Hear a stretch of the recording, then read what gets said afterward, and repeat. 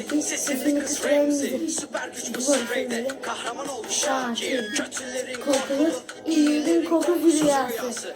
Çocuklar oyun oynasın, biri değil şimdi kepçe adam. Sayesinde olur iyilik ve dahası. Işıklara gelir o, meteoru bile dengeler. Bununla yetmende dağılır. Çok sever, yorgunluktan yüzü düşer kafasında kiremi. Necati'nin telefonuna hemen gelsin sayfine. Bu da nereden çıktı şimdi değişik adam.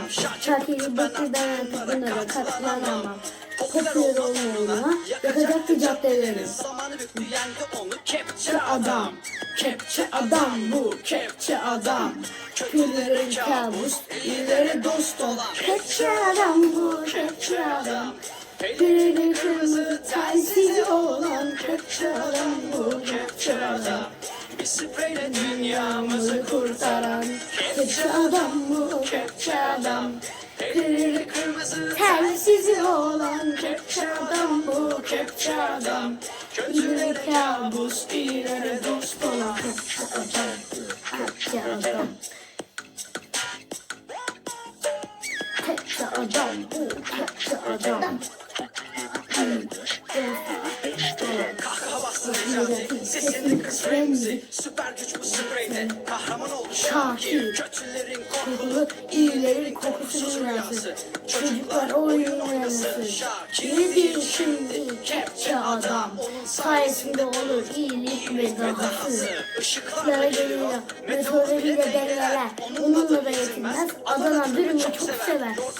Yüzü düşer kafasına çüremir, Necati'nin telefonuyla gelsin hemen selfie. Bana çıktı değişik adam, çocuklar katlanamam. Popüler olma uğruna yakacaktı caddeleri. Bütün yendi kepçe adam. Kepçe adam bu kepçe adam. Kötülere kabus, iyilere dost olan kepçe adam bu kepçe adam. Elini kırmızı telsize olan kepçe adam bu kepçe adam.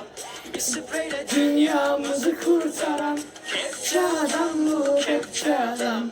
Elleri kırmızı telsizi olan kepçe adam bu kepçe adam. Kötüler kabus, iyilere dost olan bu kepçe adam. İyileri kötülere kepçe adam bu kepçe adam. İyileri dost olan. Bye bye.